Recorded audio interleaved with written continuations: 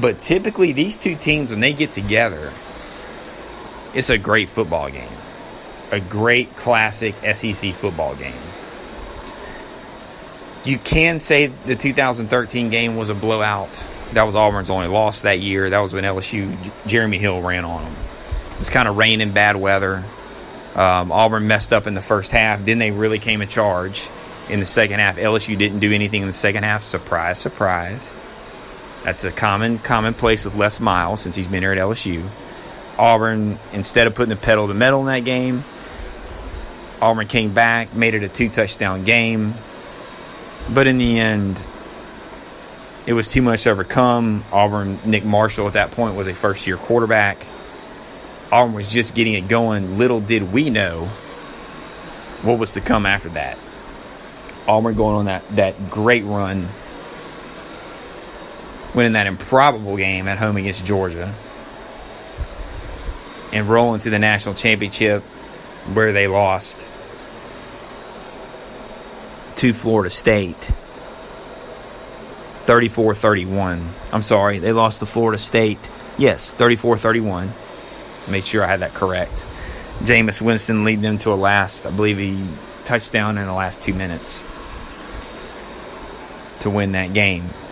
That was a real good Auburn team that had Nick Marshall, Trey Mason, but had a weak defense. But anyway, so these two teams, when they get together, I looked over a statistic and I saw that makes me kind of like, is the home team has won 14 out of the last 16 games, 16 meetings between these two. And you look back, even the year that Auburn was 0-8 in the SEC, 2012, okay, LSU won 12-10. 12-10.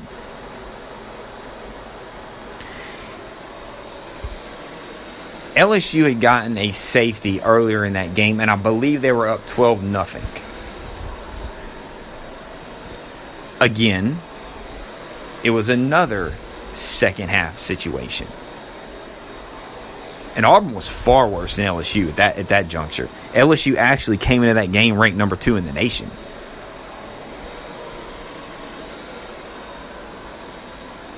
Zach Mettenberger was the quarterback. Jeremy Hill was a running back. I believe that was Jeremy Hill. Yes, it was.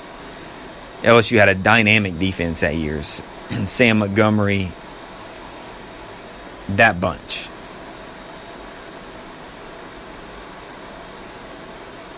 Barcavius Mingo, all those guys.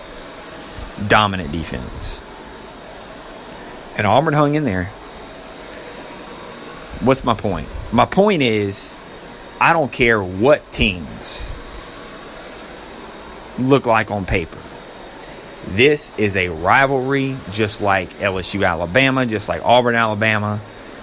It's the passion isn't as severe with Auburn Alabama for sure, but it's still deep passion for these teams. The fans get into it. The players every year they mark this game on their schedules. Now, kind of looking at, I had recapped the Auburn A&M game yesterday, and one of the things that I saw in that game was Auburn's inability, like LSU's, to play a full-quarter game. This game was close. It was a 16-10 game at halftime. Final was 29-16. Auburn didn't make plays down the stretch. Got outscored 19-6. I'm sorry, 13-6 in the second half. As Trevor Knight was able to connect on some big plays. A&M was able to get the run game going.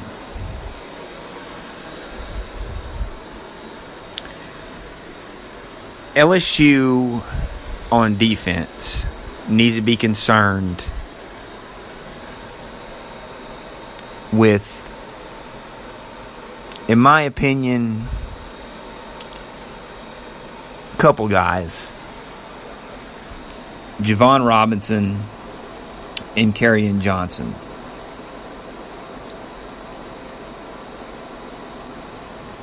It's kind of a thunder and lightning trio or duo. Javon 6 foot 230. Kenyon is 6 foot 195. They're going to run different. They're going to run that typical read option. Now, the one thing that LSU has an advantage here is that they're not facing an Auburn team that has a Nick Marshall, okay? That has that quarterback that can do so many things to beat you. They're starting Sean White. John Franklin III will be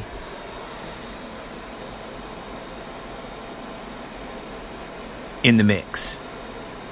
He made some good plays. He's a transfer, junior college transfer. He made some plays last week in some situations for Gus Malzahn. And Gus Malzahn's liked what he's seen.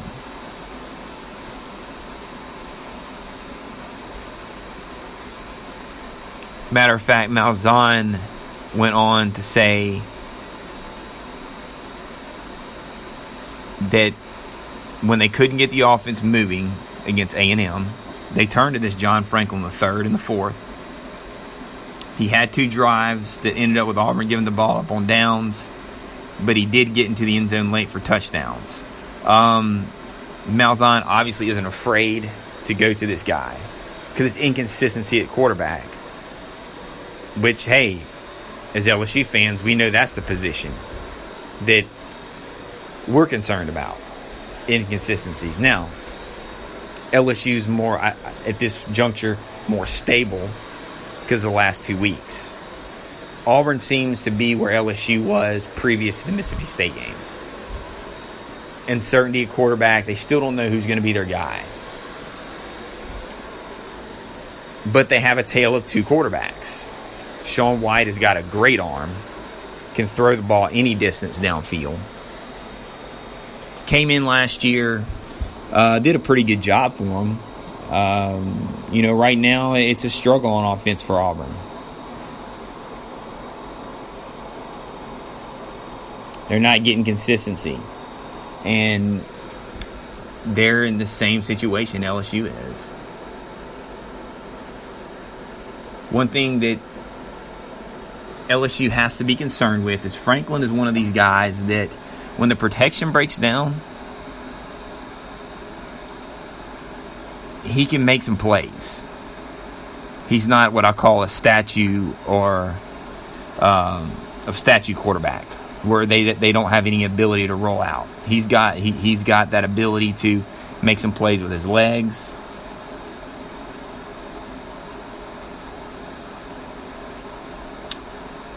But he doesn't make a whole lot with his arm. He can make some good throws, but it's not something major. White is more the thrower. And then you have Jeremy Johnson, who's back there as well. So we don't, Malzahn has some wrinkles he can throw using 3 quarterbacks. I don't think Johnson's going to get in the game. He has not played. Jeremy Johnson has not played since Clemson. Which means to tell me that A, he's in the doghouse, or B, he's just not cutting it.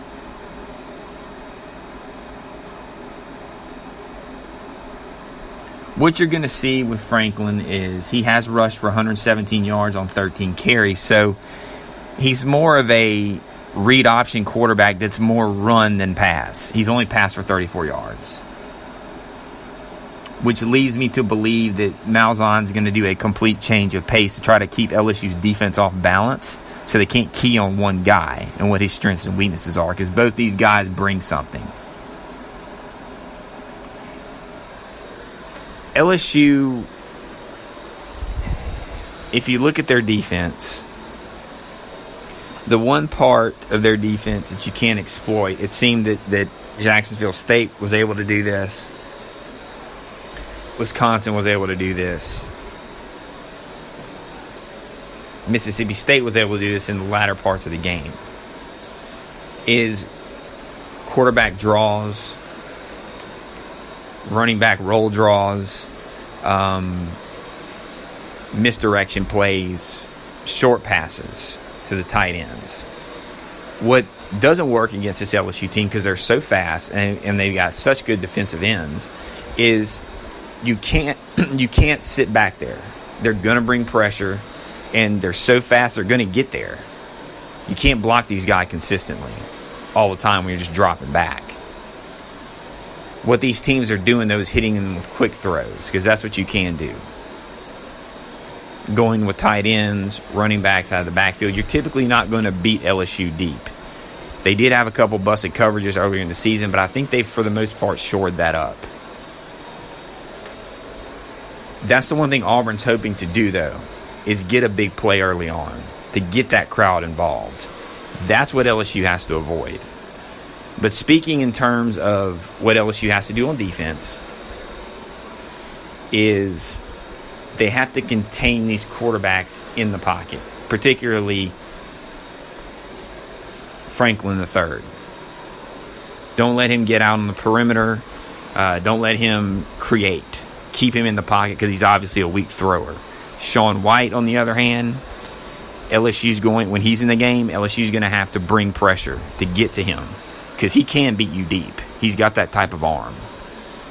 He's got that type of ability. He's a good throwing quarterback when he's got time. I think you're going to see LSU bring, when he's in the game, I don't think you're going to see more zone blitzes. You'll see LSU go into some coverages, different coverages, and let Arden Key and Lewis Neal tee off.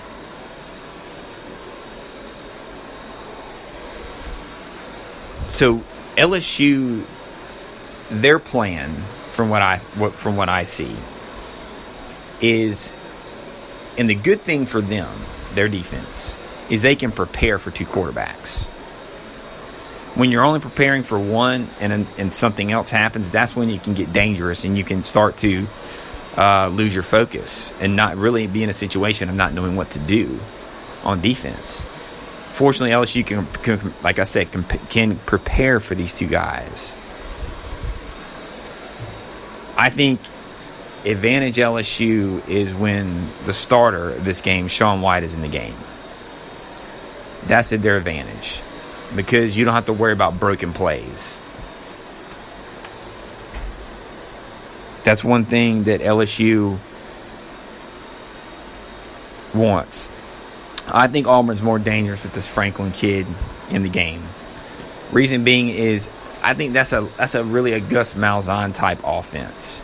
Is running speed options, fake it to one back, going the other way, misdirection plays, things like that, and these quick hitters. I think that's his most dangerous option when his teams can do that. And that's the best way he can beat LSU, is by doing those type of things.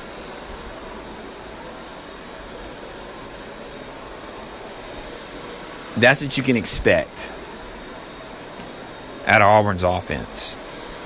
This is going to be a low-scoring game. I think you're looking at this game being somewhere between the 21-17, 20-17 variety. It's going to be a tight one. Both these teams don't have great offenses. LSU, LSU has a much better running game. One thing that's going to benefit them is the fact that Etling spreads the ball around. He does a good job of doing that, which keeps the pressure off of Fournette, enables other guys to make plays.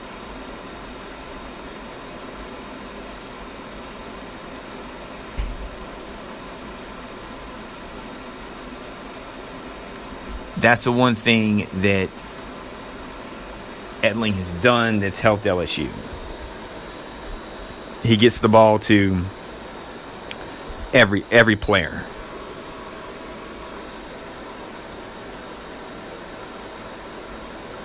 That's the advantage he has. Etling's going to spread the ball around. He's going to get people involved. The key is LSU finishing these games, okay? When LSU has the ball, I think what you're going to see from the Tigers is